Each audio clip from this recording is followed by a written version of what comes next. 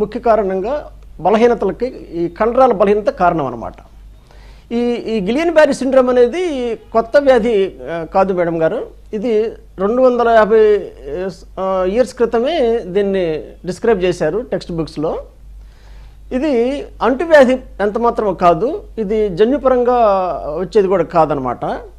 కాకపోతే ఏంటంటే దీనికి యాంటిసిడెంట్స్, ట్రిగ్గరింగ్ ఈవెంట్స్ చాలా ఉంటాయన్నమాట.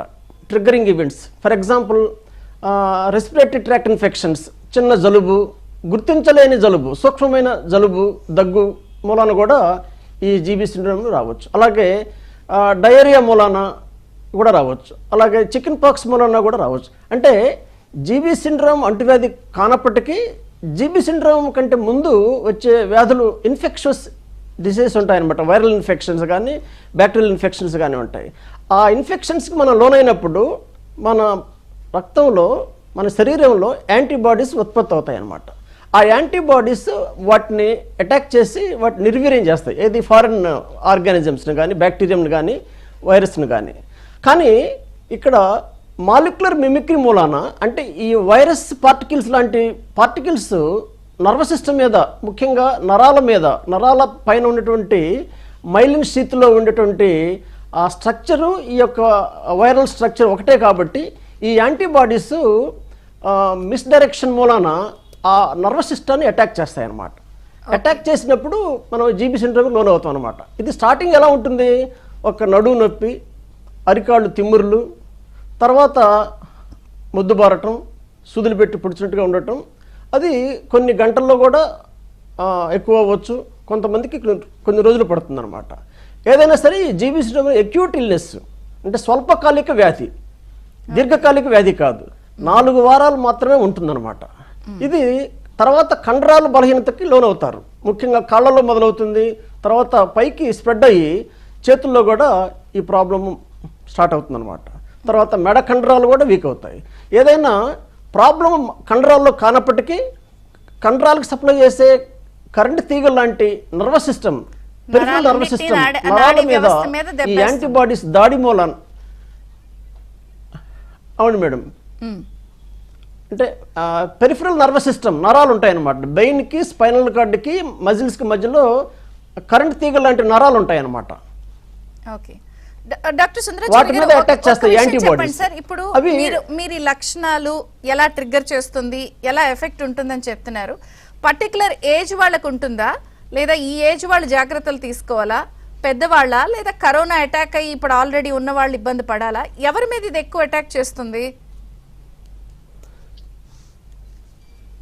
జీబీ సిండ్రోమ్కి తరతమ భేదం లేదు మేడం. చిన్నవాళ్ళు రావచ్చు, పెద్దవాళ్ళు రావచ్చు, యుక్త వయసులో వాళ్ళకి రావచ్చు, ఆడవాళ్ళు రావచ్చు, మగవాళ్ళు రావచ్చు. దానికి ఈ దేశం అని కాదు, ఆ దేశం అని కాదు, ప్రపంచవ్యాప్తంగా ఈ జీబీ సిండ్రోమ్ అనేది వన్ ఆఫ్ ద అంటే most common cause for generalized muscle weakness. ఎవరిని స్పేర్ చేయదు అది, దానికి ఎటువంటి తారతమ్యం ఉండదన్నమాట. కాకపోతే దానికంటే ముందు ఒక చిన్న జలుబుతోటి మొదలవుతుంది. ఆ జలుబును మనం గుర్తించలేము, చిన్న జలుబు అనుకుంటాము. ఆ జలుబు రికవర్ అవుతున్న స్టేజ్లో 1 or 2 weeks తర్వాత ఈ ప్రాబ్లం స్టార్ట్ అవుద్ది అనమాట. ఏది ఎలాగా? తిమ్మిరి, ముద్దుబారినట్లు, పాదాలు ముద్దుబారినట్లు ఉండటం, తర్వాత సూదులు పెట్టి పుడిచినట్లుగా ఉండటం, తర్వాత ఓవర్ టైం ఒక 2-3 గంటల్లో, లేకుంటే 1 dayలో, లేకపోతే 2 daysలో కండరాలు బలహీనపడటం, నిలబడలేకపోవటం, కూర్చుంటే లేవలేకపోవటం. ఇప్పుడు ఇలా గుర్తించాలన్నమాట ఈ లక్షణాలు, జీబీ సిండ్రోమ్ లక్షణాలని. ఇది 1,00,000 మందిలో ఒకళ్ళిద్దరికి సంవత్సరానికి వచ్చే అవకాశం ఉంది. మన పాపులేషన్ ఆఫ్ ఆంధ్రప్రదేశ్ 5 కోట్లు అయితే సంవత్సరానికి 500 మంది నుంచి 1000 మంది దీని బారిన పడే అవకాశం ఉందన్నమాట. అంటే అది స్టాటిస్టికల్ రిపోర్ట్స్ ప్రకారం 1 to 2 per lakh per year madam.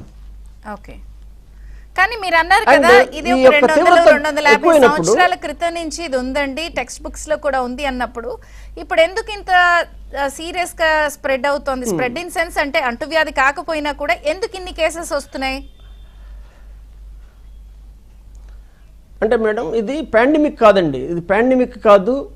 అట్లని ఇది ఒక క్లస్టర్ ఆఫ్ కేసెస్, ఒక్క చోట ఒక ప్రాంతంలో ఎక్కువగా నమోదైనప్పుడు మనం దాని మీద దానికి ప్రాచుర్యం వస్తుందన్నమాట. దానికి కారణం ఏంటి? నేను ఇందాక మీకు చెప్పాను, దానికి ఇన్ఫెక్షన్స్ కారణమని. అంటే gastro intestinal infections, for example water contamination, అక్కడ శానిటేషన్ సరిగా లేదు, ఆ వాటర్ కంటామినేషన్ మూలాన ఆ డయేరియా వచ్చి దాని నుంచి రికవర్ అవుతున్నప్పుడు ఈ జీబీ సిండ్రోమ్ మొదలవుతుందన్నమాట. ఆ ప్రాంతంలో పూణే దగ్గరలో ఒకే ప్రాంతంలో ఎక్కువ కేసులు నమోదయ్యాయి కాబట్టి, మరణాలు సంభవించాయి కాబట్టి దీని మీద ఆసక్తి పెరిగింది, ప్రాచుర్యంలోకి వచ్చింది. అంతేగాని నా 30 సంవత్సరాల అనుభవంలో నేను ఎన్నో కేసులు డీల్ చేశాను, చాలామంది రికవర్ అయ్యారు మేడం. సో రికవరీ ఉంటుంది ఇందులో 95% రికవర్ అవుతారండి. ప్రపంచవ్యాప్తంగా దీనికి మరణాలు సంభవించేది 5 నుంచి 10% వరకు. కానీ ఈవెన్ ఇన్ అమెరికాలో కూడా బెస్ట్ ఎక్విప్డ్ హాస్పిటల్స్, వెంటిలేటర్ సదుపాయం, క్రిటికల్ కేర్ స్పెషలిస్టులు అన్నీ అందుబాటులో ఉన్నప్పటికీ ఇది ఒక 100 మందిలో 5 నుంచి 10 మంది మరణించే అవకాశం ఉందన్నమాట.